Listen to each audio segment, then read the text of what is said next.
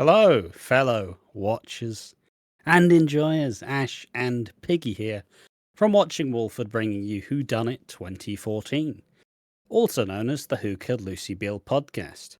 Today's episodes are going to cover the biggest storylines and takeaways from week 15 of 2014, or the episodes from the 7th of April all the way to the 11th of April. And what we'll be talking about today. Talking about Abby and Jay and Lola getting run over. Be talking about Max and Lucy. We'll be talking about Bianca finishing things with Terry. And finally, Lee returning, his PTSD, and a certain someone who we just got rid of in normal EastEnders. He's fucking showed up, for fuck's sake. But here we are. It's episode 3 of the pre-recorded WHODUNNITs. The next week will be completely realistic. But look at me, I changed clothes. I'm ruining everything. The illusion's gone.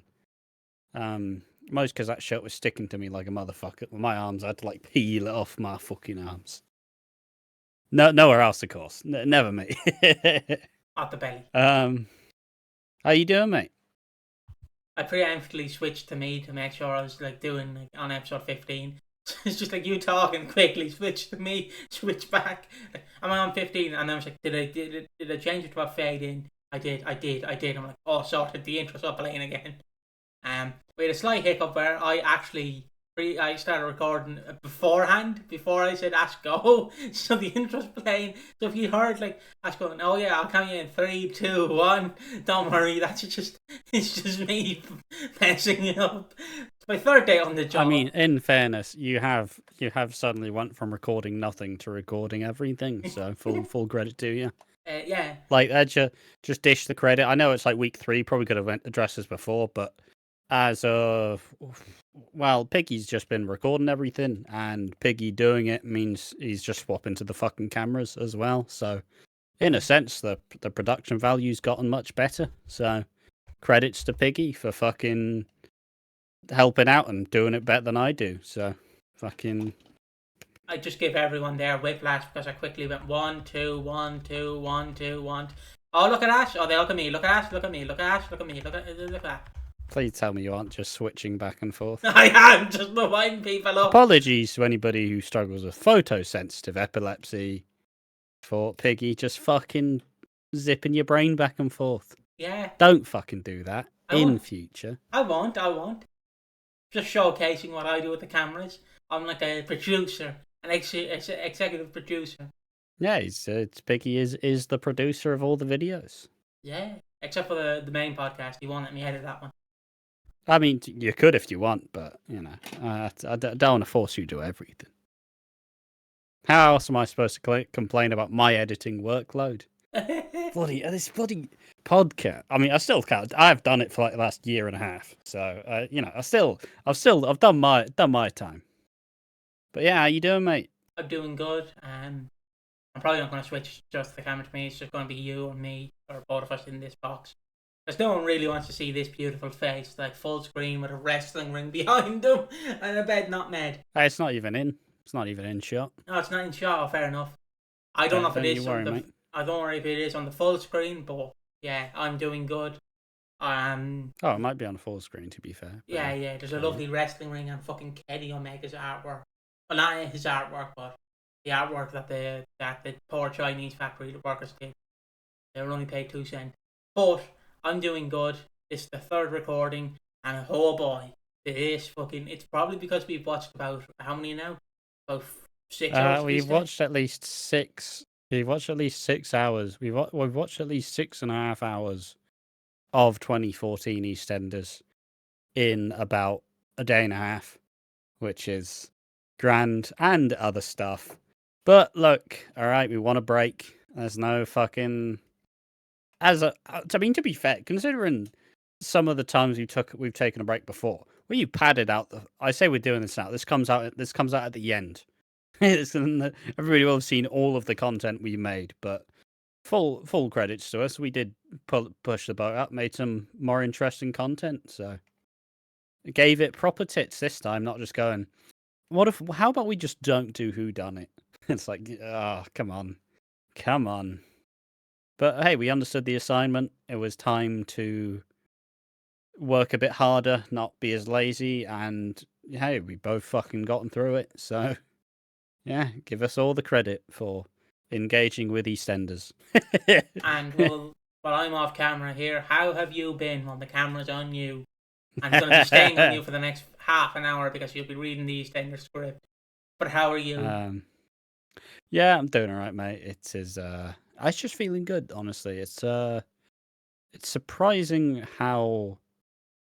Oh, that's some boobs. There we are. Classic Reddit. Immediately straight to boobs. I'll stop browsing. Yeah, it's surprising how resilient you can be if you have to record 12 hours of videos a day. Because I'm still feeling good. It's like how many videos do you reckon we've done? Like 15 15 or so give or take. videos at least. If we're including We're still ECW, going. yeah. The only We're thing still fucking going. just to switch the two of us. Yeah, I'm just saying if you hear me like saying switch, it's because Ash is also recording in the sense that mine doesn't work. Yeah, and if you do get that, you get the basic bitch podcast. Yeah. Like I'll still go switch, and then Ash will be like, "Oh yeah, I'll switch." I switched. Yeah, I could do it as well. Like, but it's just, so, somebody will think it'll be like a verbal tick. Switch. So what? Hello, Papa Nintendo. Leave me alone, sir. You're not Reggie. You're only Bowser. Classic. Not endorsed by the Nintendo Switch or any degree. That's just Piggy fucking. I have possessions. Yeah, I'm just gonna show off my fucking autism certificate or something. Yeah, I have things that matter to just me. Only me. Only. But yeah, I'm doing good. I'm surprisingly energetic for this podcast, and it was a very good week of EastEnders, even if it may have been like the fucking you wake up, it's 5 a.m, the lights have come up in the nightclub, you're getting that fucking post night clarity, and you're like, then you like see your face in the mirror, you've been rubbing up against someone, you got a bunch of lipstick on your cheek, and you're like, god. You can like drool down your fucking face, sick down your shirt, like fucking hell, what happened here? And I'll see you all next week. Same time again. No, this podcast will likely just be me posturing for about 3 hours, so be prepared. Yeah.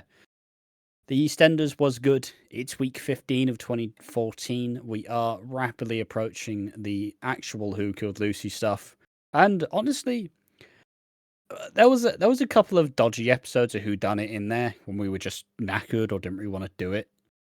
Or not that we didn't want to do it. It was just kind of like filling the obligation, which is the same thing but worded differently. I'm lawyering it up. Not saying theoretically that we didn't want to do it one of these weeks, but if someone's saying it and it's not me, we didn't want to do it. No, but there were a couple of stinkers or a couple of very long 2 hours worth of EastEnders. But I mean, the 3 we've had to sit through for the pre-recording, they've all been pretty fucking good. There's been a lot of good shit in these weeks. You got anything on that, mate? Sorry for the people. Like, I quickly switched to 3 and then I went, fuck, I got to do. Sorry there, people.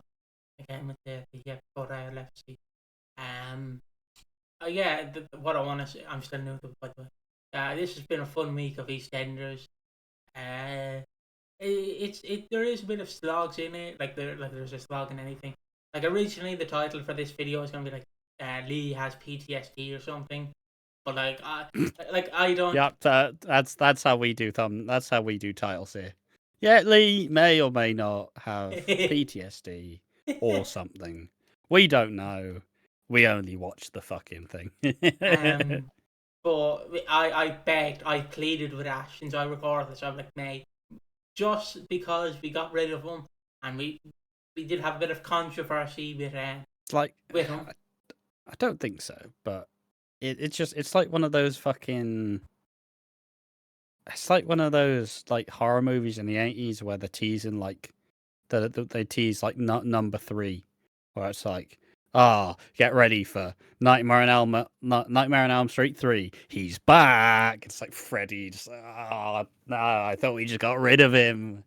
That's how I feel about Dean Wicks returning at the end of the episode. But yeah, I mean, at this current point in time, he hasn't done anything to be judged on. But obviously, I mean, it's not exactly like we're going to spend the next fucking 7 months till he commits an awful deed being like, I love Dean. Dean's great. No, always going to be tarred with that brush. So don't you worry. The Dean slander will continue as intended. Anything else on that shit, or you just go straight into the topics? Go straight into the topic. So the topics are Abby and Jay, and Lola gets run over. Max and Lucy. Bianca finishes things with Terry. Bit of Tina, bit of Sonia, and a decent chunk of someone else was involved in this, and I have forgotten their name immediately. Who? Bex. Yeah, Bex is also there. Everyone's involved. TJ Jr.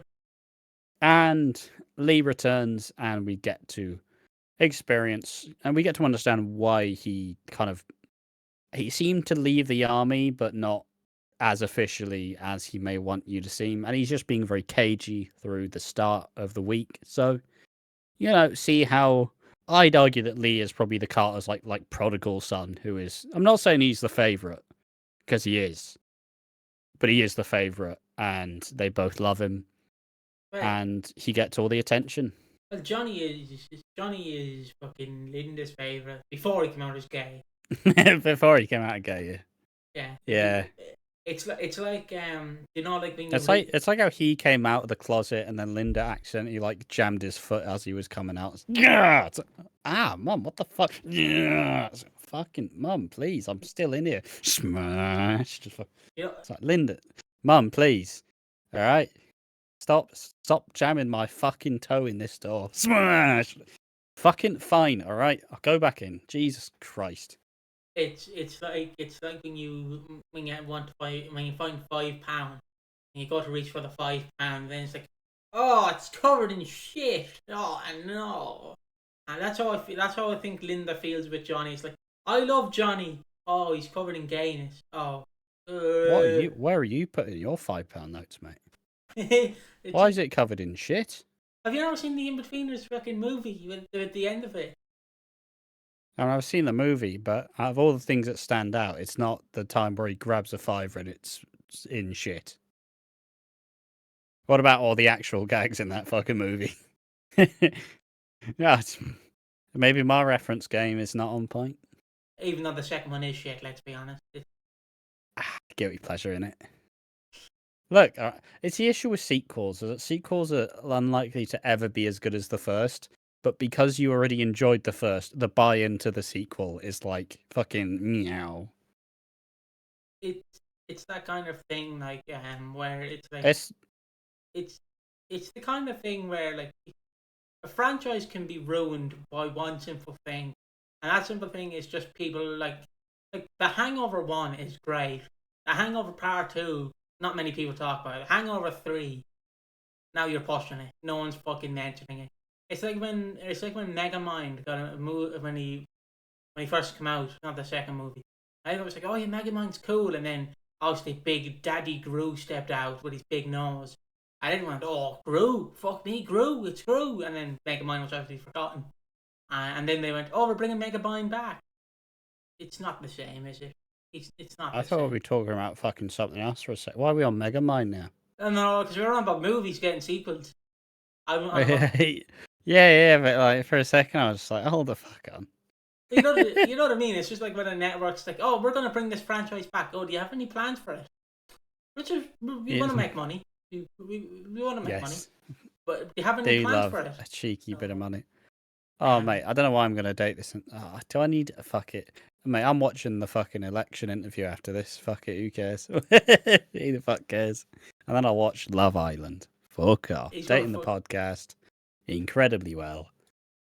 Look, he's on about the election that's happening next year. He's on about the US election that's happening between... I mean, to be fair, when this video comes out, the election will be in about 2 weeks. So, I'll do my best to not become a raging political person, as the words I would use are not allowed on YouTube.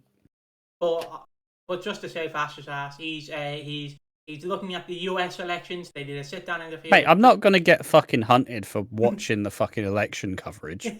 But you don't need to try and fucking defend me out of this. I think it's better to actually be informed. Which is something that Piggy knows nothing about. Unless it's wrestling figures or wrestling or the last 2 years of EastEnders. So, or 2018 Christmas. Very true. Or the inner workings of Alfie Moon as well. That one right in there. Or Den. Or the finger in the mouth. Not Den specifically, the finger in the mouth. Leslie Campbell, Garkin Office Captain.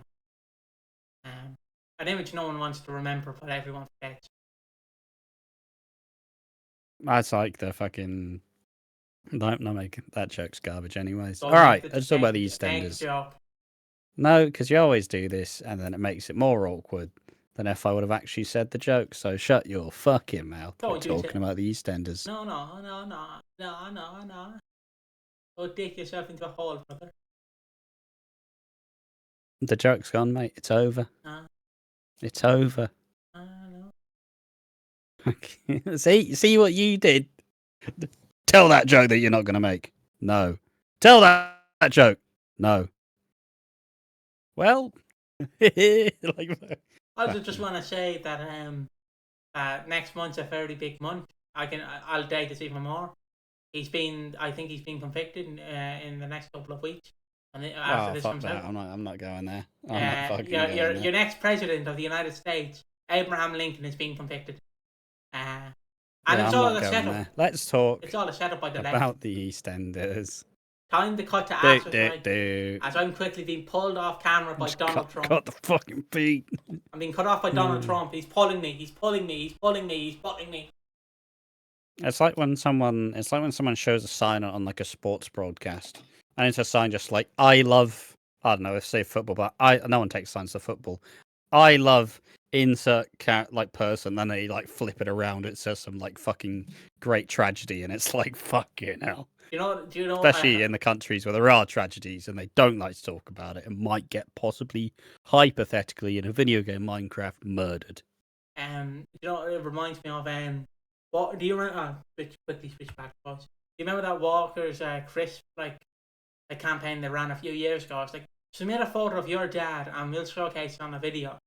So obviously people were taking the piss. So a bunch of people just saying, here's my dad, here's Benoit, Chris Benoit. So they fucking I bet some people sent Joseph Fritzl as well. Yeah, they sent like fucking Ted Bundy, Jimmy Savile. I'm like, you're giving the public too much. And it's a British like competition, wasn't it, as well? You know they're gonna take the fucking piss. Well, and Republic of Ireland, but yeah, it was probably all even more so. You guys had a portal for 5 minutes. He would start flashing it. Oh no! Do you know how they solved it? But the portal is back up and running. There is a bodyguard. Yeah. You told me there's a bodyguard. There's a bodyguard in some flower pots. I hope he gets paid well. You reckon he starts like, you reckon he does what most people do when they catch that there's a camera? He just starts like, you see, like someone just pisses him off, then he just stares at the camera like, just mugging it the whole time. Like the minute he sees, like he's in an episode of The Office. The minute he sees someone about to pull down his pants to show his arse to the New Yorkers, he just walks over and goes, "Now, though, boy, don't do that. You'll be in very nasty trouble." But also, buckle up. There we are. That's sexual harassment in many workplaces. Don't really know if it's sexual harassment around the portal. I don't really think there's any. Don't think there's too much HR with the portal in Ireland. Don't think it's very developed just yet. All right. How long's it been? How long we shit talked for? 20 minutes. I wish the portal would allow you to finger someone from Ireland to New York. It's just stick your finger in and it sounds like money. Just I got your money. All right, that wording was not what that meant. Like, like I just wish you could fucking finger someone through the portal. Sorry? Excuse me? did you? I said HR's not been established yet. That's a fucking class action lawsuit right there. Jesus. Could you imagine doing that to like someone just like reaching into the portal, going, "Got your nose," and stealing their wallet? Got your nose. Got your Fuck you nose. now. Absolute HR disaster waiting to happen. Fuck you now. Phrasing is hard. Just like this episode of EastEnders.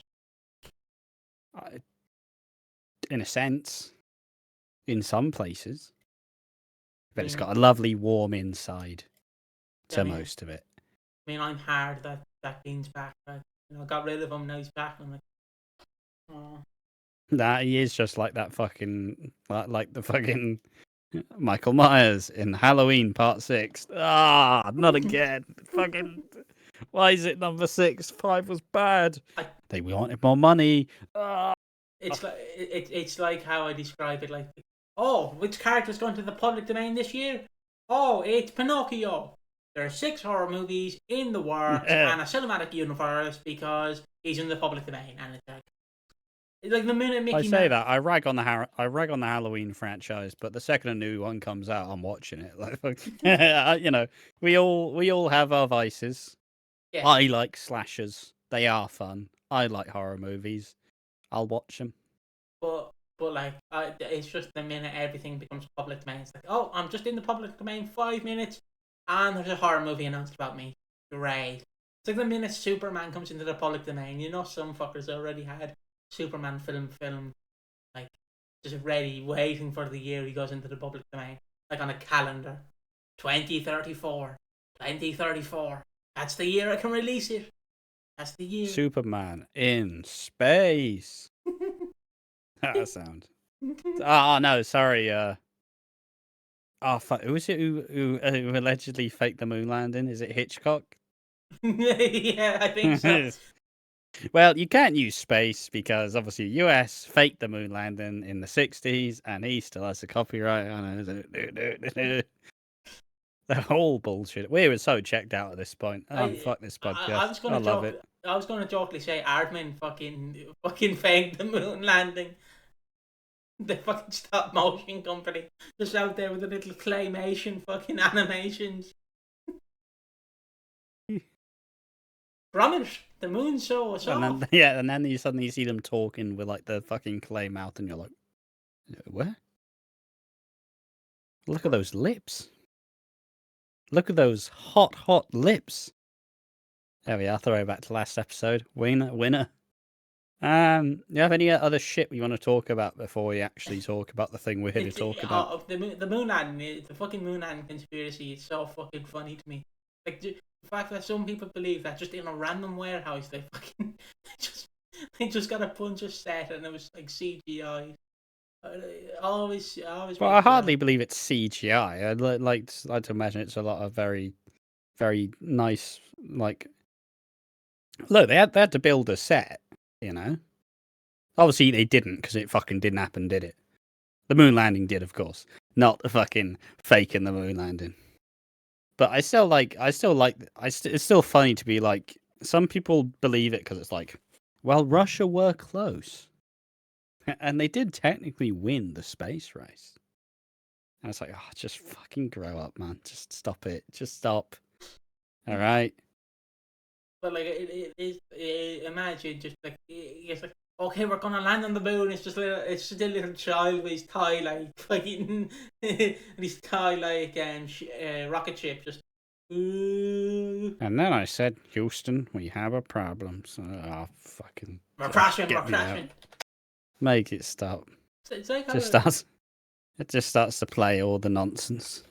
It's like how like, because currently I don't know if it's been announced at this time in 2014, but there's a sequel coming out in 2019. Because it takes years for it to get made. Yeah, because this is relevant. Fucking 5 years later. Not like the space race is relevant to this, but Toy Story 5 or 4. Toy Story 4. What are your thoughts? Have you seen it? No, of course I've not fucking seen it. Toy Story 4. What a way to not ruin a franchise. I drew a version. When Toy Story 3 came out. You know me, I'm shit at drawing. I drew a somewhat decent version of Lotso that I copied offline, but I did draw it myself. And then everybody's like, "Oh, that looks great. Are you going to add color?" And I went, "No, no. I'm gonna stop while I'm ahead. If I add color, it'll be shit." I think I did add color, and it ruined it. It's like, see, and that's why you can't trust anyone, kids. That's why I have a tattoo of myself on my back holding a gun. I believe I got bullied in school because I couldn't colour in the line. Yeah. I mean, I think that's what you call vigilante justice. All right, you learn how to colour in between the lines. I still can't colour in the lines. I can't even write in the lines. Well, we can't all be saved. You reckon when the rapture comes, right, and they're like, okay, we can only take 5 humans, so they take you, and it's like, Ash, you can bring one friend. You're just looking at all your friends. Don't bring him. You just point to me and go, don't bring him. Don't. If you want society to continue, I mean, to be fair, in that situation, why am I offering myself up? Like, nah, I'm good, lads. I'll stick here. I'll manage. You fucking go off an adventure. I'll just sit here and die. Honestly, I'm good. It's not sad for me. This is what I was born to do. Just like a fucking war's going on outside your bedroom and you're just sat there looking on. That's great. Anyways, hello, fellow watchers and enjoyers. Welcome back. See, you're asking me here, but do you not know I've got a fucking EastEnders podcast to do? Like, EastEnders has been cancelled for 30 years. Don't remind me. You've covered all Coronation Street's not the same. These bloody aliens came in and made a walk. On the back of my on like the backside of my pillow, I just have a picture of like fucking Dirty Den. Like, I love you, Dirty Den. I just can't wait, you Dirty Den. One thing that buckles me is when you hear someone who doesn't really know EastEnders and they try to say the names, and Dirty Den always fucks them. Because the amount of times I've heard people be like, "Yeah, like Dirty Dan," and I'm like, "Oh, it makes the world a difference between Dirty Den and Dirty Dan." Danny and Dirty. I blame SpongeBob. Oh yeah. Well, just on a side note, what's your favourite crossover you've ever seen? The one where we talk about EastEnders. No. Crossover. I was going to say Freddy versus Jason, but that's just a terrible movie. Full stop. I believe Rey Mysterio technically fought Freddy or Jason, man. But he was stuntable for one of them. Yeah, but why? What for? A fucking child? Apparently, he was a stunt double for one of them for some reason. I'm like, he's 5'5". In his 6-inch boots. 5'9" in his 6-inch boots. There's obviously the Timmy Jimmy Power Hour. There's obviously Obviously, you saw that. Yeah, there's the one I like to forget, but yeah, because it's just. I don't even know what fucking. I don't even know, like, what even happens. In what, the Jimmy Timmy Power Hour? No, I just mean like crossovers in general, like. You have the critic crossing over with The Simpsons, which really pissed off Matt Groening for some reason. Because Matt Groening was like, "You guys bringing your fucking show onto my show? How fucking dare you?" And then obviously he went, oh yeah, Family Guy, you can have Homer Simpson drink petrol. Yeah, that's fine. Yeah, you don't draw the line there. But bringing the critic on is much worse, apparently. There's another one is probably the EastEnders, Emmerdale, Hollyoaks, Coronation Street crossover. Yeah, but that one was kind of shit. Well, that was I probably enjoy it more now that I'm more of a fan. But was it back when I watched it, I was pretty unamused. Not unamused. That makes me sound like I'm a little fuck. I know I'm wearing a cardigan. I'm not like a fucking. I'm 23 years of age. I'm not fucking like. When they crossed him over, it was shit. Well, obviously, the bit where they did it for climate change was cheeks. That was just boring. Like, at least when they did the crossover episode, you had, like, yeah, you had people interact with Dev, who's, like, the corner shop owner, and he's a bit weird. That was just great stuff. It's fucking... But didn't that happen during the pandemic, or am I wrong? Like, didn't it get announced in, like, 2021? I don't fucking remember. I don't remember shit things. Fair enough. Yeah, obviously. That's why I don't remember the first half an hour of this podcast. Obviously, I'm sad. Like 2.5 Men never crossed over with Big Bang Theory. That would have been just seeing Charlie Sheen losing his mind. That would have been Bazinga, I believe. Imagine just as they say. Poor Charlie Sheen just sat in a chair. Penny. Listening to them. Penny. Bazinga. We all watched it, right? Don't fucking act like you didn't. I mean, it's on Channel 4. It's on free TV. Of course you watched it. It's either that or... We all did it. It's obviously that or RuTube. Like, it's one of the two. RuTube's fucking fantastic. Absolute banger of a show. Yeah, my mum actually like turned it off the TV. She's like, well, it does say it's rude, and it's like, yeah, but it's like a clip show, Mum. Well, you can watch 5 minutes. Like, yeah.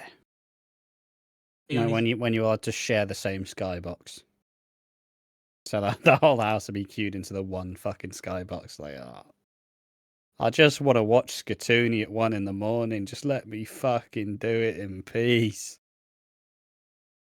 Probably, yeah, classic. I'm trying to generally think like of what was I trying to say? I'm trying to say something. Well, about not Big Bang, about RuTube. Like it's not RuTube. I liked Scooby Doo meets Wacky Races, which that was a banger. Yeah.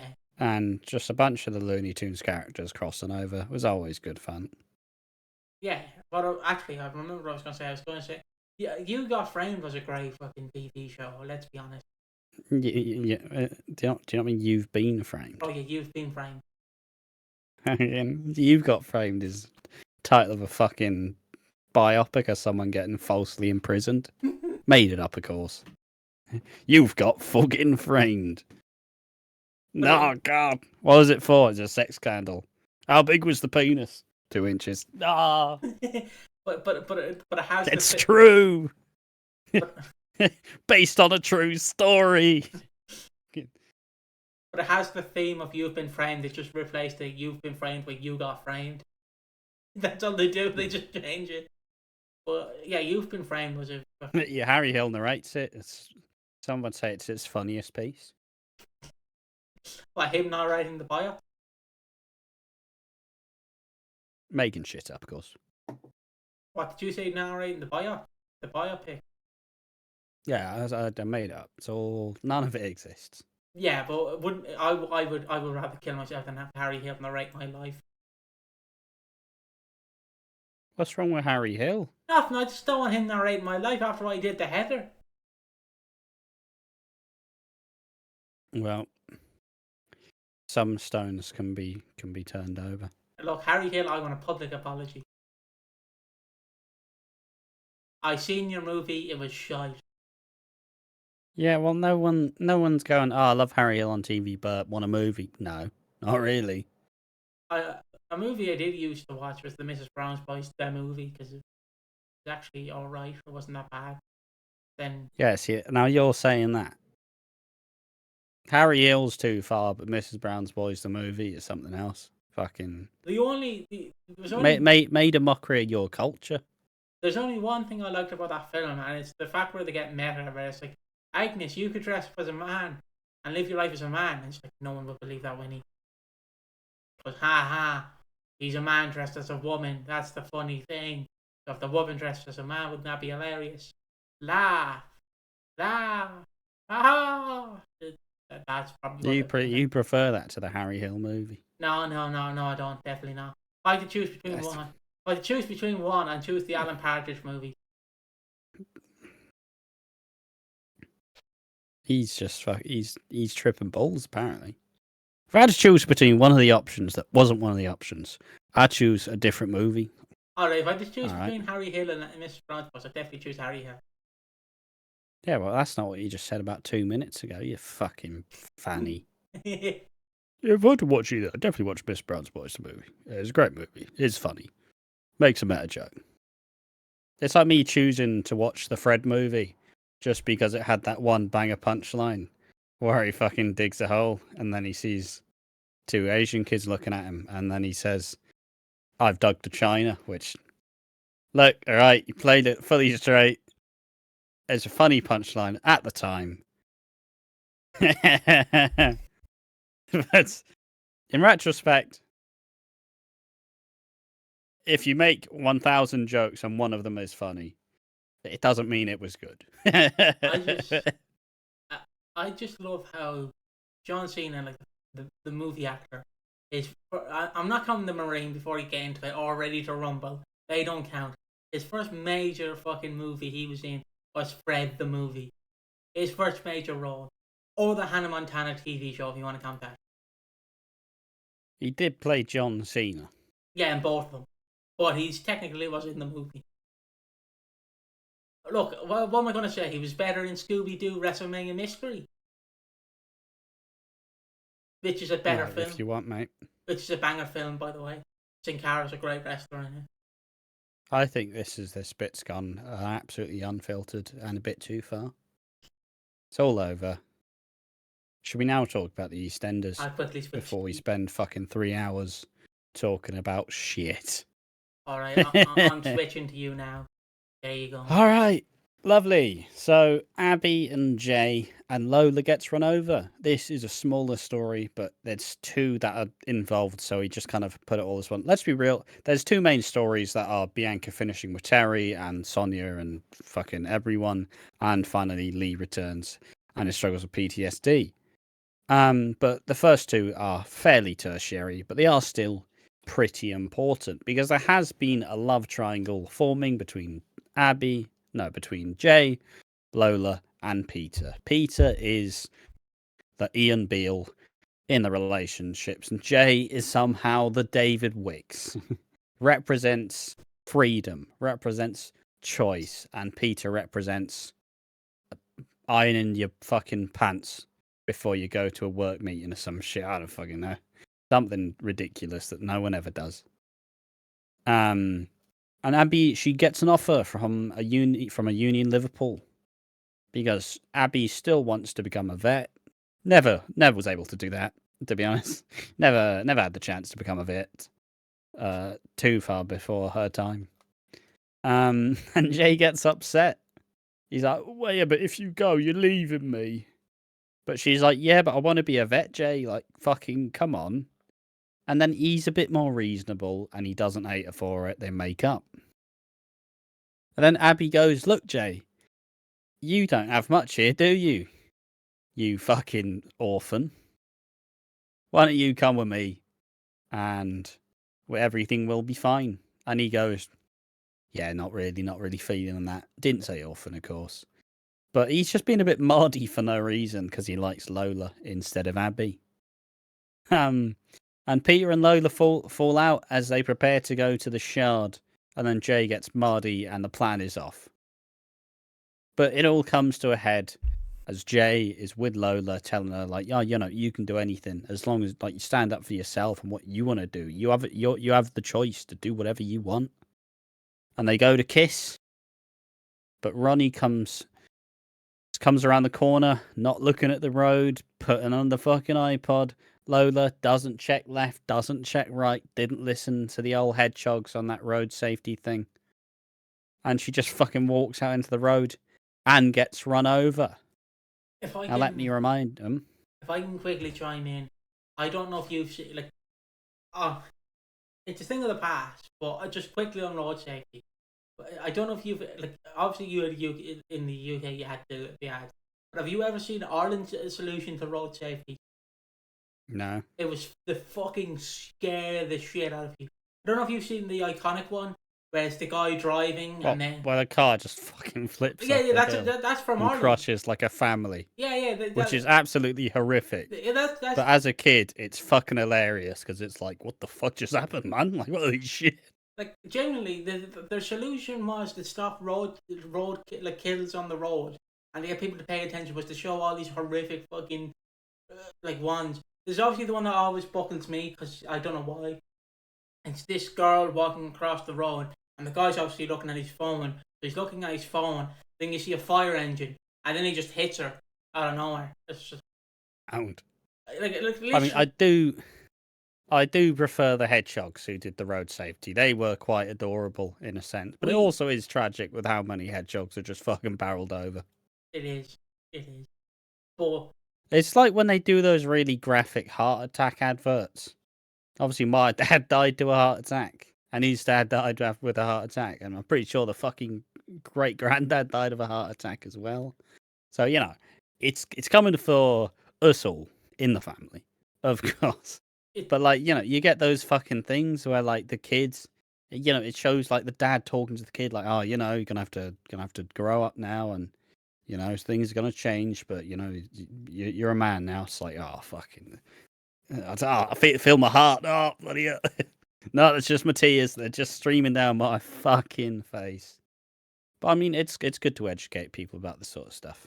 It's like how like to stop people smoking cigarettes, they just show lungs now the people's lungs and how they're affected and how fucked up it is. I'm like, when did the solution to solving a problem be scare the shit out of people? Like generally with the road safety, the smoking, the heart attacks, it does work. But if you're sitting down to watch fucking Home and Away at 6:30 the night, do you really want to see a car coming around flattening a group of kids? Like, oh, can't wait to see what happens at Home and Away. Oh, they're all dead. Yay.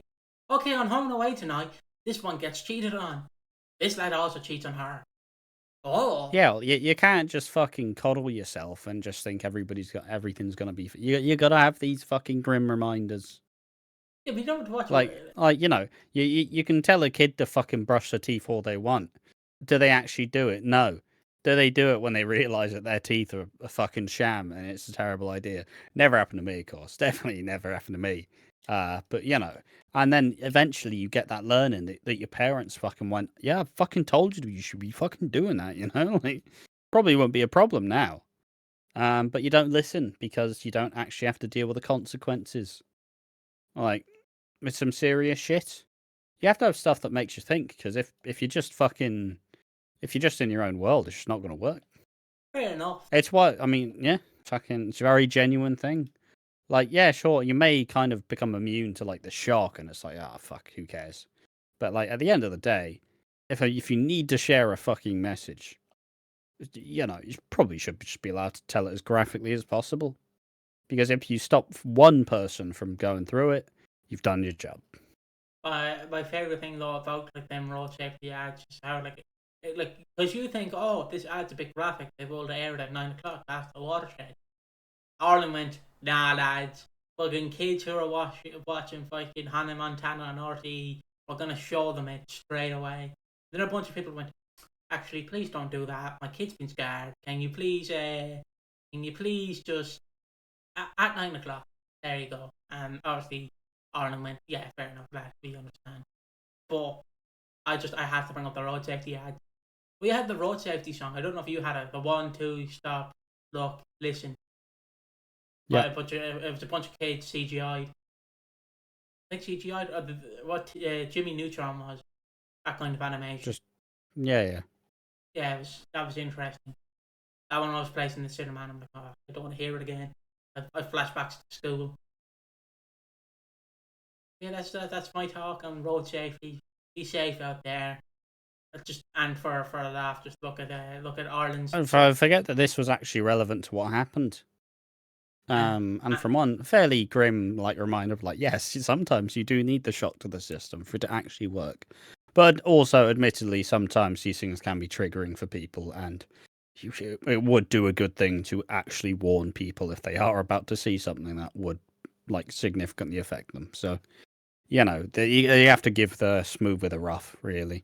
I mean, my cousin was hit by a car when he was 6, but he keeps changing the story because he keeps going, I went 10 feet up, then I went 20, then I went 30. So eventually now he's just saying, I went 200 feet up in the air. 200 fucking feet. Actually, it was 500.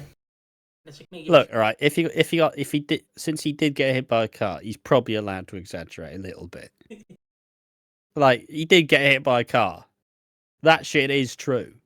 I mean, Let him fucking blag it a little bit. I mean, I will step in here. When he got hit, when he got hit, it was kind of the one where you get hit, but you stand back up. He wasn't like lawless but hit. He was just lightly tapped, and then he blames that for his ribs being broken. And then I mean, but weren't you in fights like as a teenager? Shut up.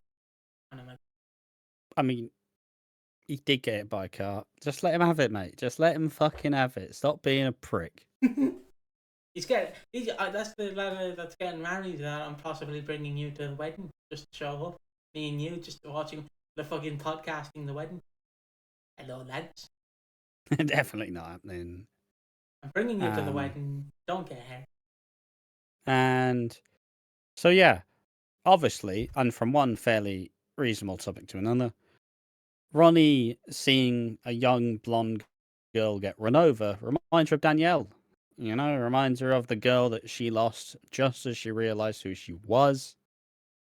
And this fucking shocks her to the core. She struggles with this revelation. It brings it all back. And we got reminded that it's only been 5 years since Danielle died. And it's like, fucking, I forget how tragic Ronnie's existence was. Like, happiness is a fucking virtue. And Ronnie never found it. Like, it doesn't go up from here. There's some slight, like, good things. There's a lot of fucking awful shit.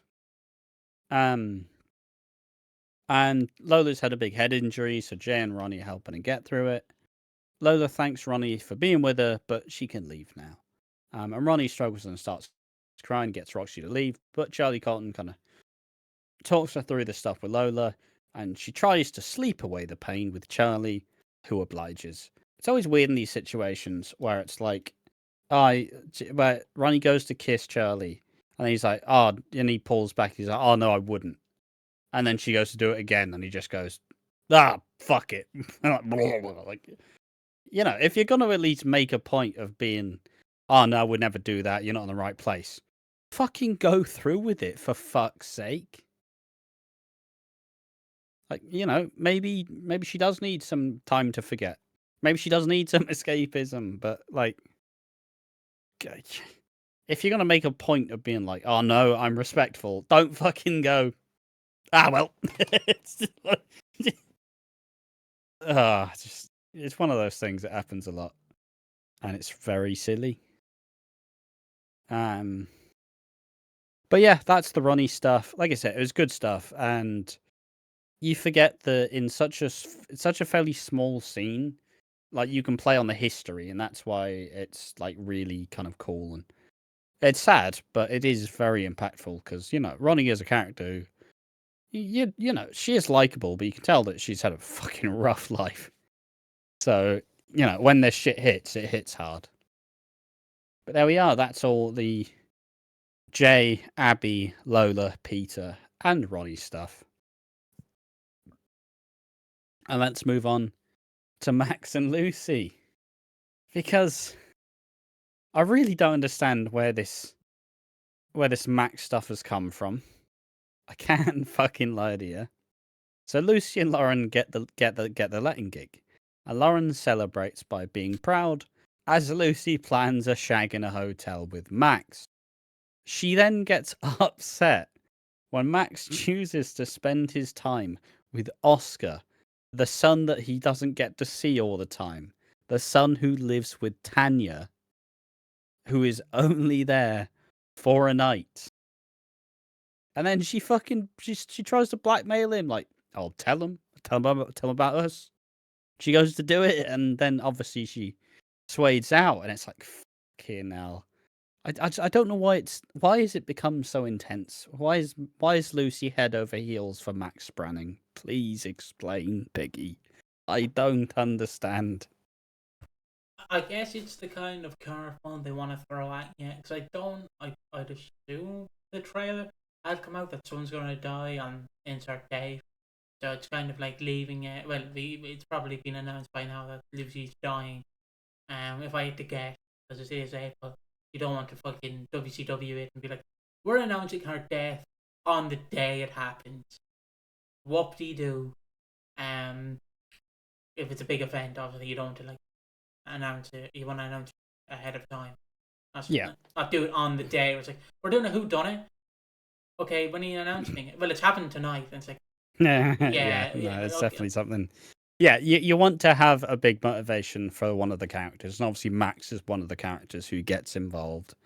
And because he's had a secretive little fling, fingers are likely going to be pointed at Max. Because, he's not the most trustworthy, and he does have a dark side. And he's has form, so, be interesting to see. But it is very bizarre to see that it's suddenly just become this really, like, intense fling. But you're sleeping with Max Brennan. He doesn't get enthusiastic, ever. Like, yeah, it's just, there's a weird gap. There's a weird bit of dissonance. So yeah, she fucking essentially blackmails Max into going, and then goes straight to the pub, meets Lee, as a shag with Lee, used him for his Bobby, and then goes straight to Max like, I slept with someone else, Max. What are you gonna do about it? You gotta go to the hotel. I can't do it without you, Max. And then Max is just kind of like,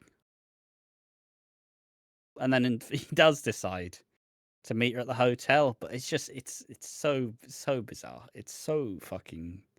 It's just it's needlessly intense in my opinion.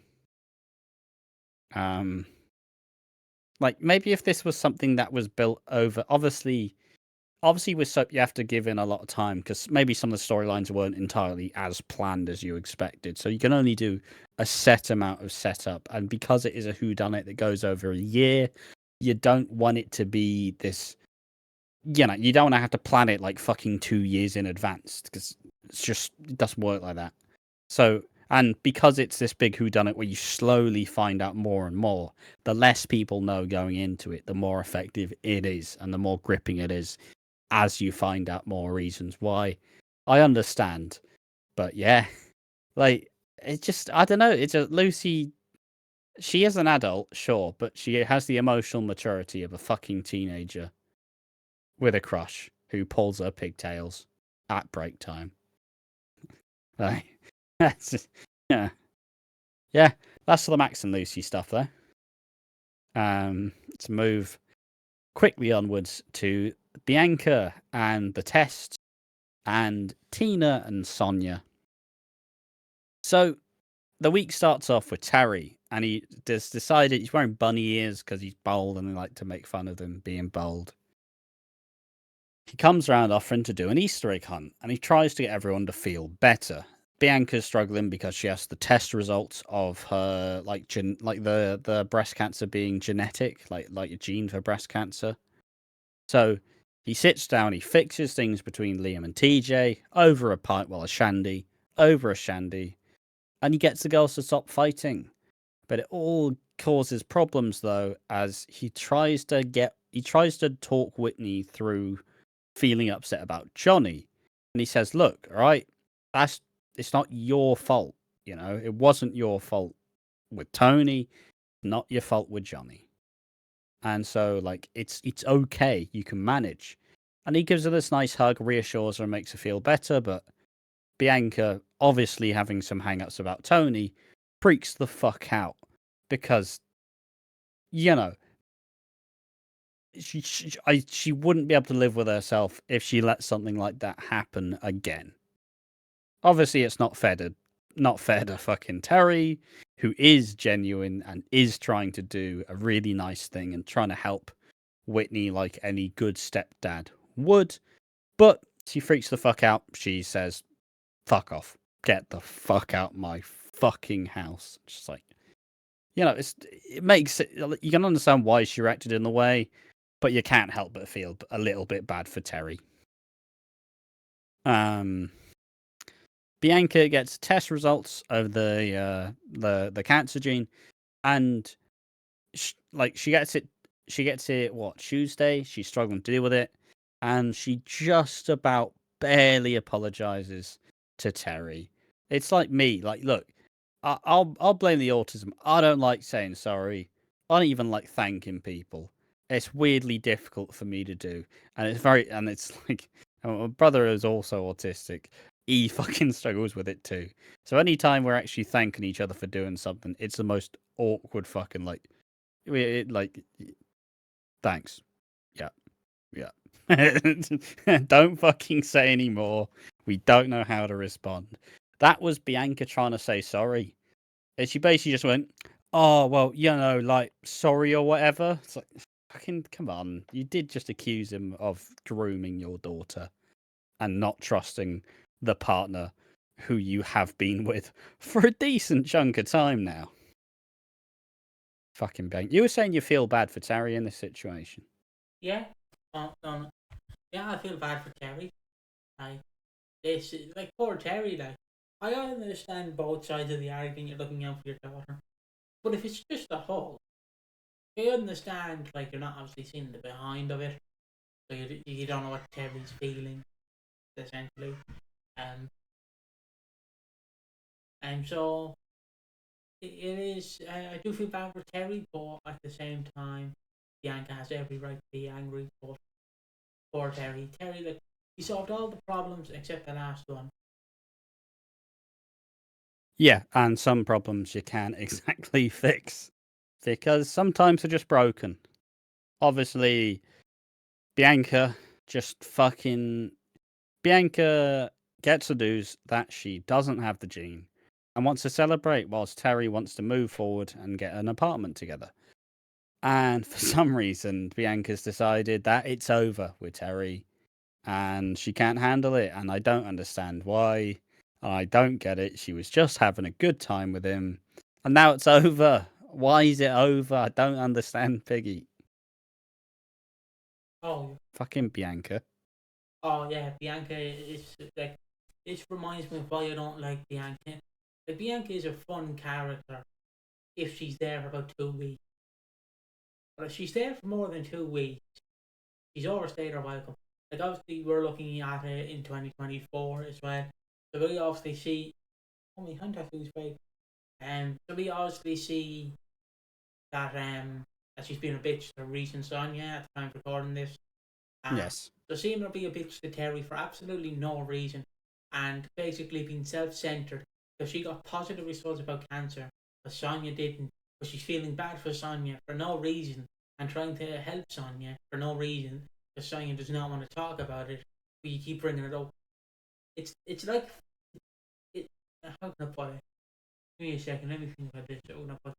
It'd be like if you lost your dog, which you did. Sorry, rest in peace. And I kept going. Sound. But cheers. I did too. It's all right, brother. But like, it'd be like you lose your dog. Yeah, yours didn't happen like fucking 9 months ago, you little bastard.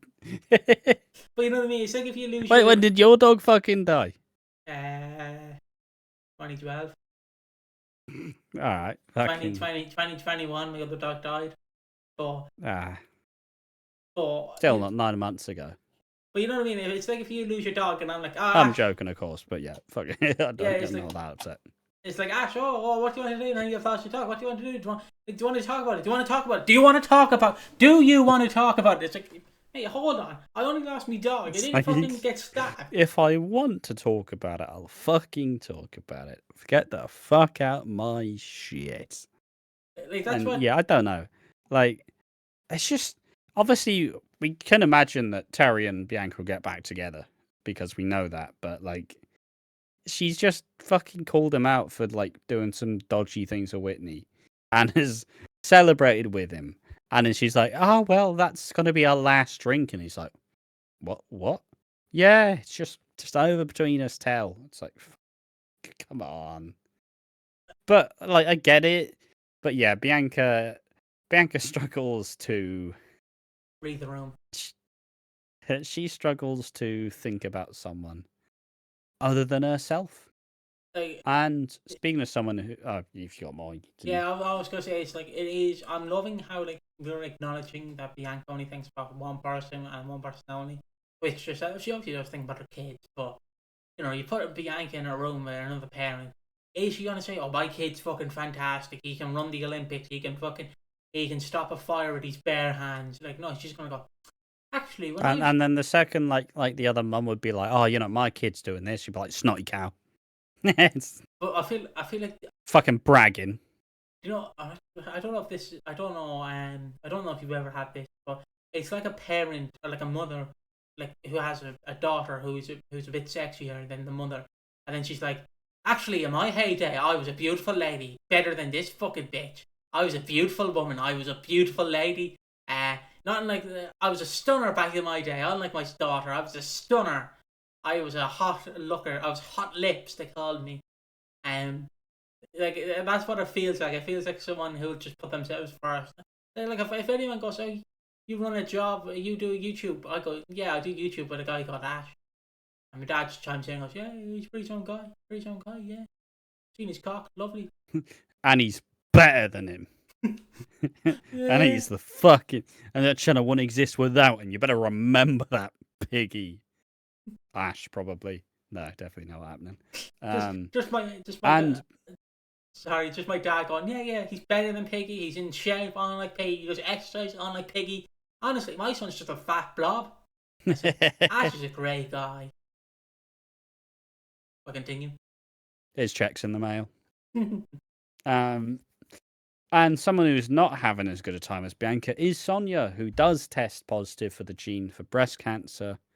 And we also get reintroduced to Bex, who senses something's wrong. The one thing that buckles me is she's trying to play the guitar. And she's trying to play the guitar, and Bianca just keeps fucking talking. But she keeps going to like play some more.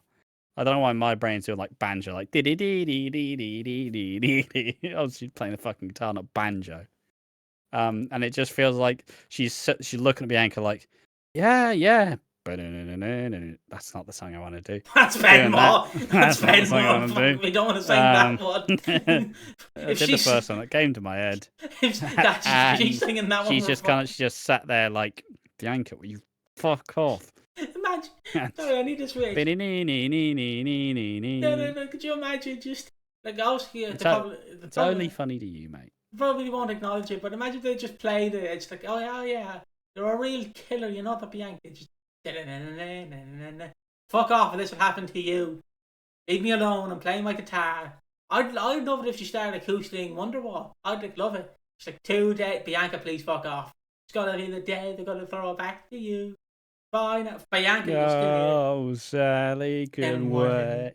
Oh no, it's the only two songs people know. It would be "So Terry Can Wait." What a funny man. So or she just plays "Chasing Cars" by fucking Snow Patrol, like the most basic fucking song known to man. This was obviously Bex. Bex was a teenage crush of mine. I can't lie to you. I was a teenager. She was a teenager. She had an emo phase. I'm a simple man. What was? Well, I was a simple boy. At the time. Great character. What was the Irish the Irish song or not the Goo Goo Dolls song or whatever the fucking band was called? You know the song I'm trying to think of. The fucking it's played by the band. I think it's Irish.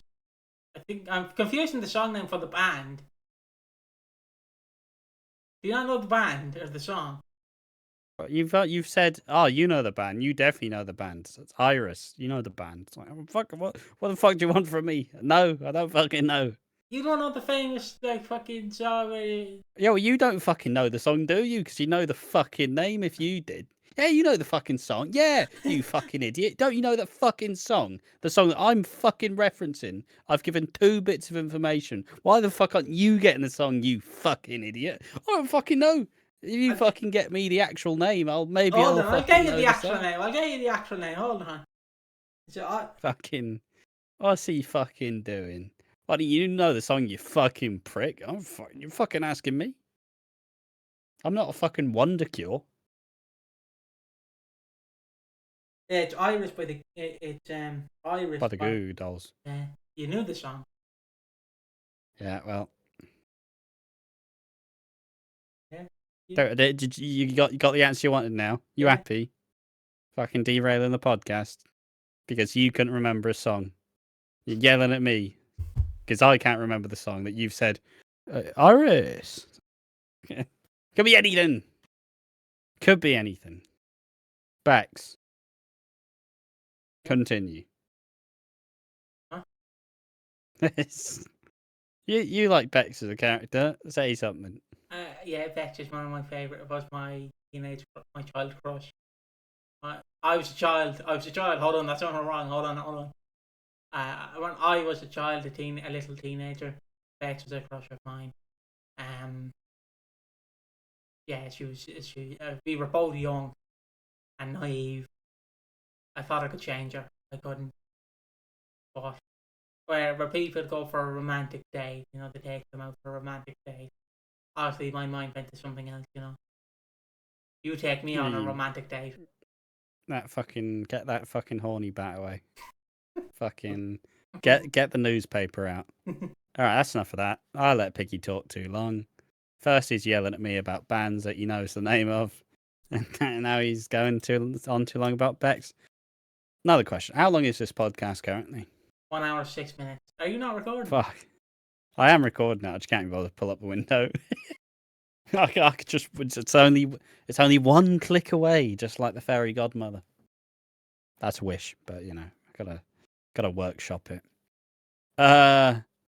Sonia and Martin aren't going too well either, and Tina and Sonia discuss their relationships.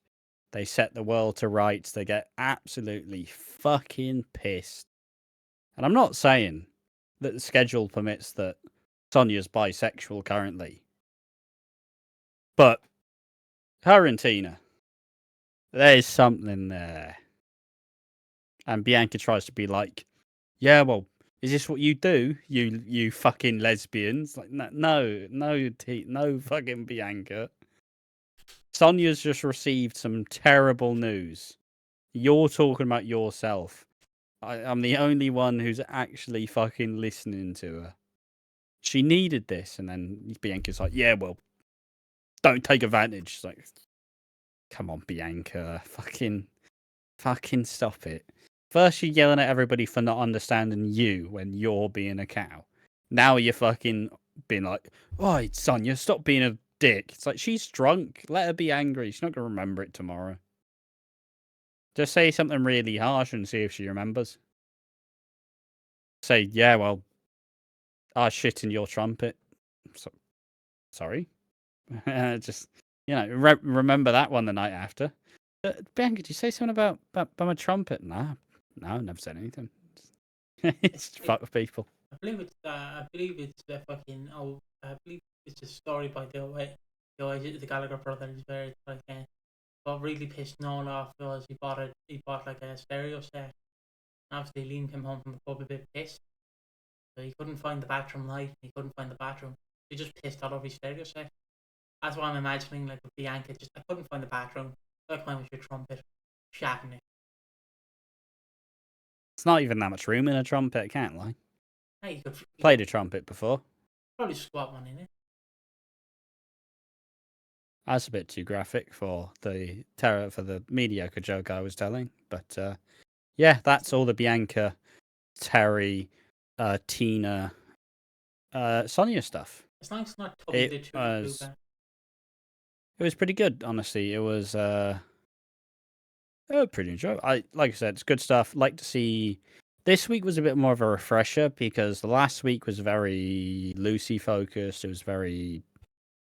Who else was it? It felt like there was a real breath of fresh air as we went from whatever the fuck we did last week. Lucy, which we only recorded earlier. Lucy, Stan, Mick. Oh yeah, and Stan returning. We got a bit of a breath of fresh air seeing Terry and Carol and the Jacksons and all them people. But no, it was a nice little adjustment, nice little bit more for family drama. But speaking of family drama, let's talk about Lee, who returns. He is let's just say he is the favourite son. He is the first. I assume he's the firstborn. He's the firstborn. He's an army man. He's proven that he is the hero that they want him to be. And he's back, but he is a little bit elusive about why he's back. Oh, how long you back for? A while. Oh, why'd you leave?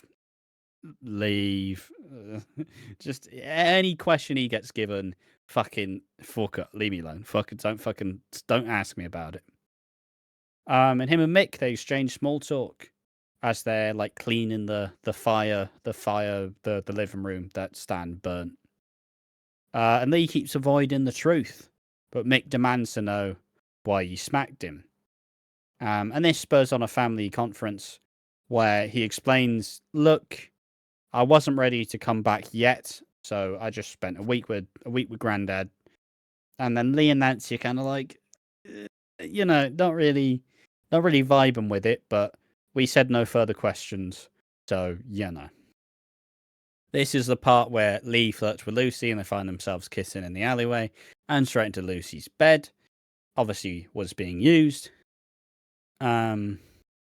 Nancy wants to talk about why he came back early, but he's not fussed. And it explains that he went AWOL, so he planned to get a fake passport and ditch the country. He got the jitters from the army, but refuses to open up about the reason. And then when he's kind of suffering what seems to be PTSD, he kind of like finds himself like running out of the Vic. He then ends up taking control of the situation when Lola gets run over. And afterwards, he tells Mick about a guy, one of his best mates in the army, called Cassie, who he got along with properly. And obviously, Lee's in like the bomb defusal unit or whatever the actual terms are. But he's part of like sorting out landmines and IEDs or whatever the fuck. And yeah, so Cassie, who very good, like a very gifted bomb defusal person, he got blown up right in front of him. And yeah, it's clear that Lee's just struggling with PTSD and he doesn't want to go back because that shit fuck anybody up, life gone in an instant. But he breaks down. He doesn't feel like he's able to come back. But Mick, obviously, he talks him round, being like, look, all right, I get that. It's understandable that you don't want to go back, but going AWOL, it could ruin your life, and you don't want to do that. You have to serve your time. You have to go back there, and you gotta go for it. And so they decide, Lee agrees he's gonna go back, but first they all spend the night getting absolutely fucking legless. And Mick's drinking like fuck, and everybody's drinking like an absolute trolley. And Sam was proud of Mick. He's like, I'm proud of you. But then where it really comes in is when Shirley's proud of Mick, and it's like, you always do the right thing. I'm proud of you. It's always lovely. Like, I am ready, but I'm also not ready when it gets revealed that Shirley is obviously his mum. Like, tears will be cried that day. And speaking of tears, once again, he's back. As in the final closing scene of the episode, we see Dean back on the square. He's been teased. And now he's shown his face. Piggy went, wow, he looks fucking young. And it's like, yep, it's been 10 long years. And just as we got rid of him on the Modern Podcast, he's back. But yeah, that's all the week of EastEnders. As we I'd say rapidly went through it. We did take our sweet fucking time, as is expected. But yeah, what did you think of the week? What did you think of the Lee stuff? I suppose first and foremost. I don't personally, to me, army shouldn't be a thing anyone should go through. I guess there is people who would love to serve a country, but again, it is a soulless job because it's like being a superhero, in my opinion. No one's gonna thank you until you're dead. Let's be honest. No matter what you do in the army, no matter what you do as a firefighter, no one's like, yeah, your family go, you did great, but the minute you die in a fire, the minute you die saving someone, you're going to be recognized as a hero. It's like that one kid, I believe, in a school shooting. He was a big Star Wars fan. So they made him when he died in his honor. They made him a Jedi, a permanent Jedi. I believe. I believe that's the story. Something like that. It was something related to Star Wars. It's like I mean, it's one things you kind of see. You kind of see you may be treated in the like you may be treated well in the army, but typically when, as far as everybody I've known who's like been in the army, which isn't many people, but stories I've heard, it's just you're not really particularly looked after. And it's like, oh, serve your country. Yeah, we love veterans here. We respect the veterans. Like the culture's just not really there, is it? I Like, I guess you get an early little like pension at the age of 40, but what are you going to do till then? What are you going to do till that money comes in? Fucking something else. And like, there's not really the mental health services to support veterans who have, been in the army, served their time, and like fucking seen some horrific shit. Like, I'm definitely not super pro military. I recognize that it's important to have one, but fundamentally, would I be happy sending anyone I knew? Like, it can do wonders for some people, and that's perfectly reasonable. I'm not gonna disregard that. It can certainly help people who may be a bit lost or people who don't really have any direction.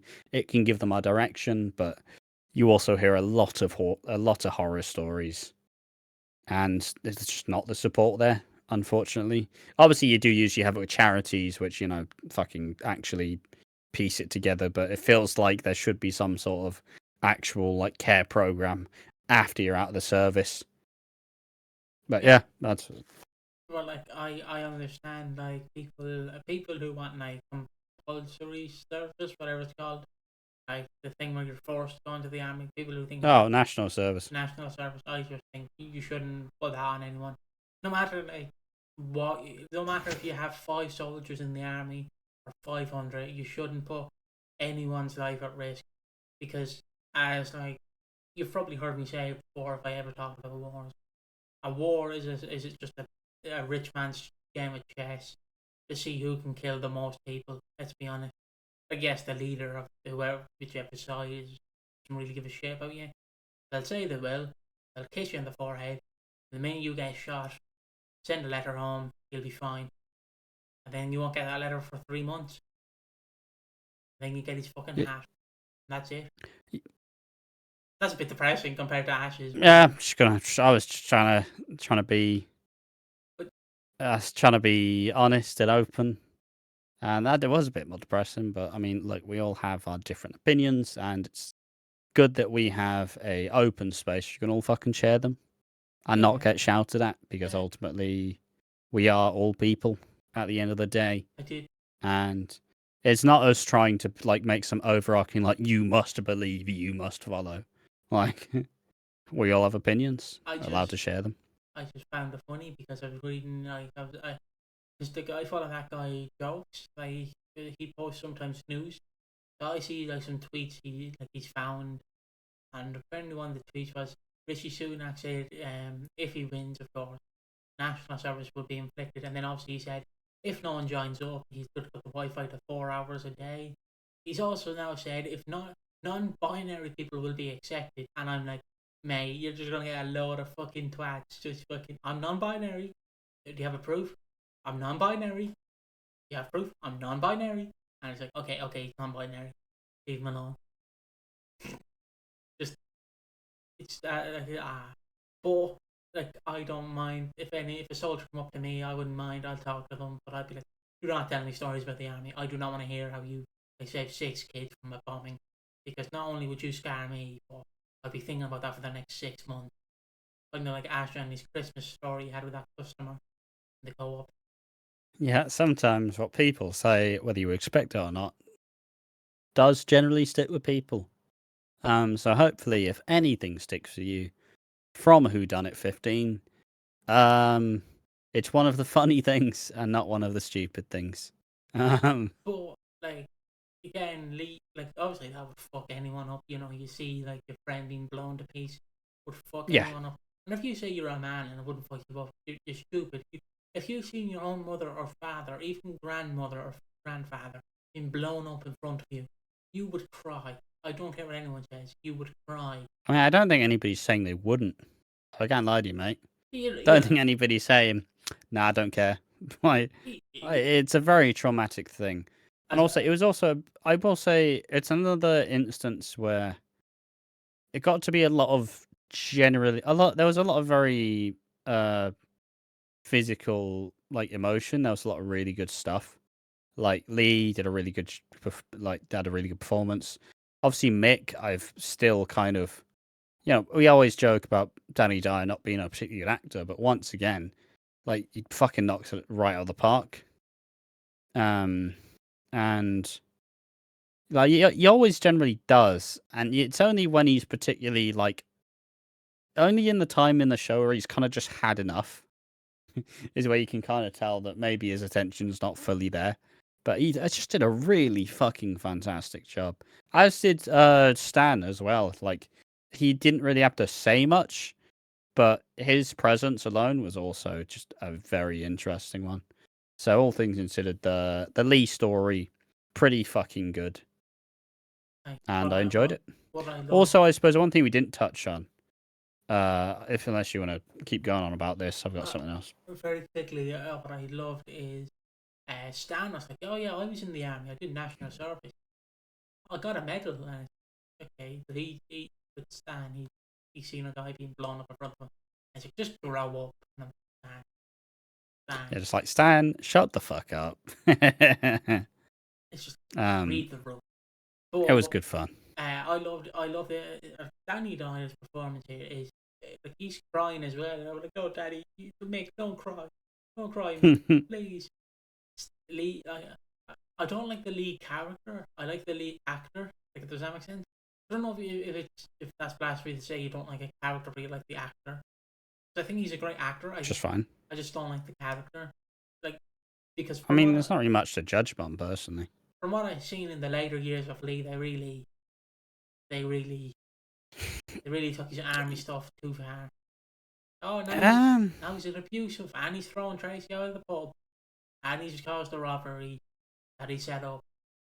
I mean, he's struggled. He's struggled a lot, and a lot of people do once they're out of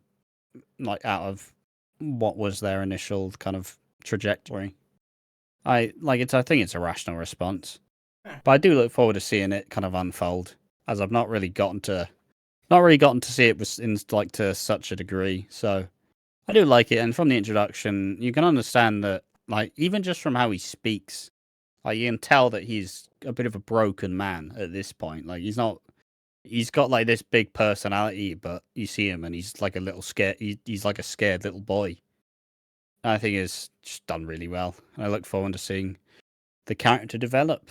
Yeah, I mean, it's why I'm pretty content to be doing this fucking show, because we still get a decent chunk of actual EastEnders through it. So, yeah, no, it's been solid, and it's been a really good week, as have all of the weeks we've covered. There's a nice degree of variety to it, so it doesn't get too samey. And we're even giving a shit about some of the fucking characters who don't mean anything. I was like, I love Terry. It's like, why? He's Terry. He's fucking garbage. Love Terry. Absolute legend.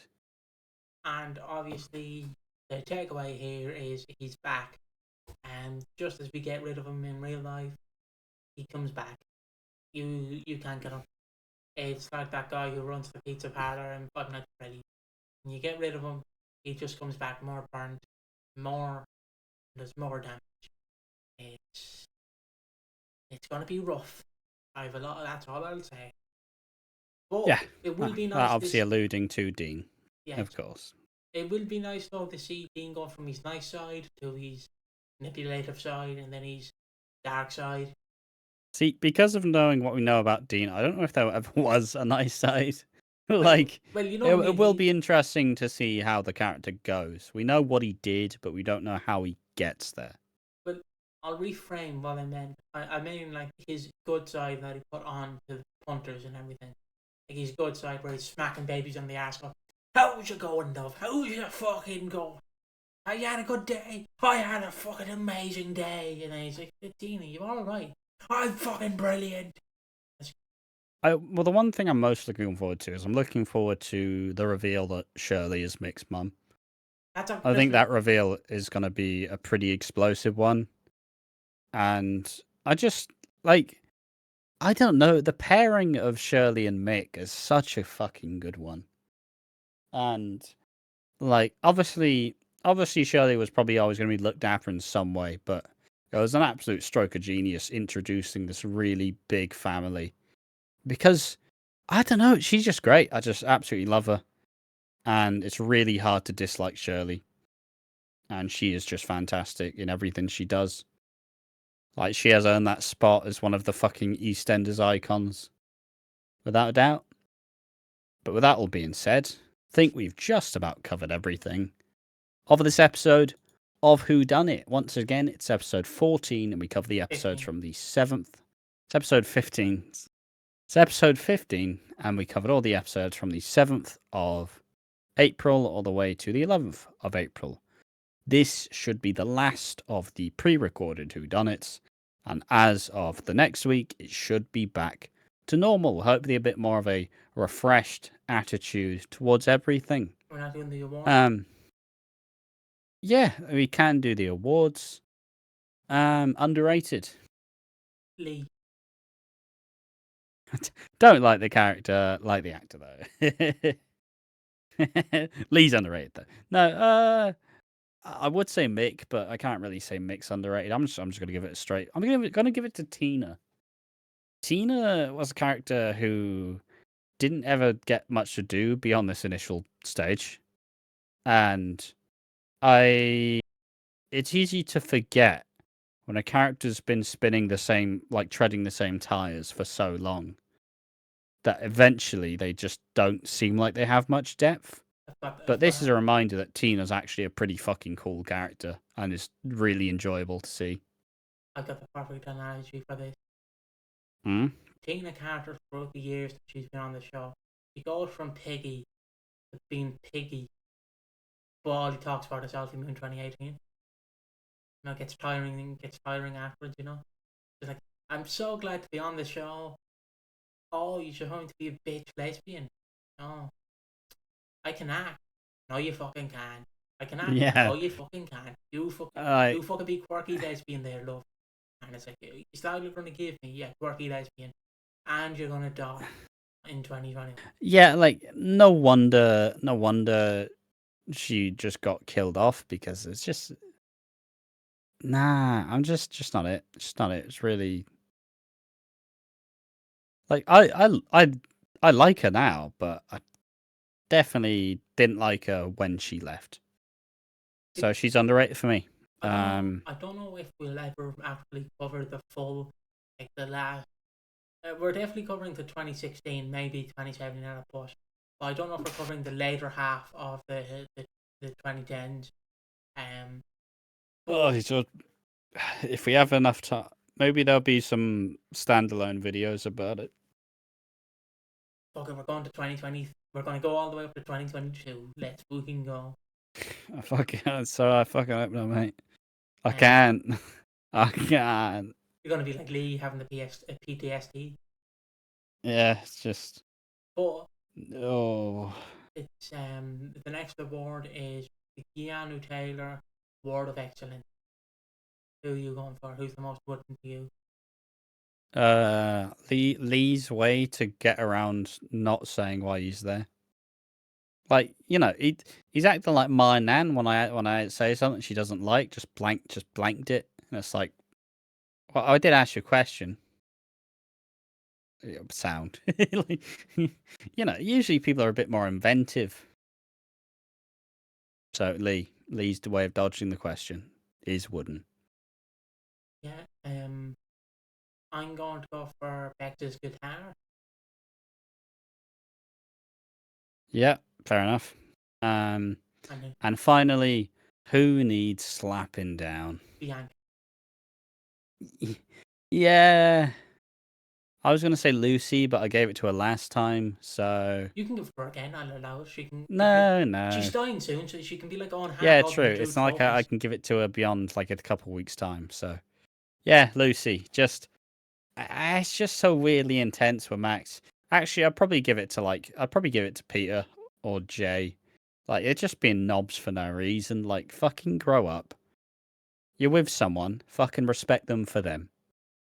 And I guess that's the end of the episode.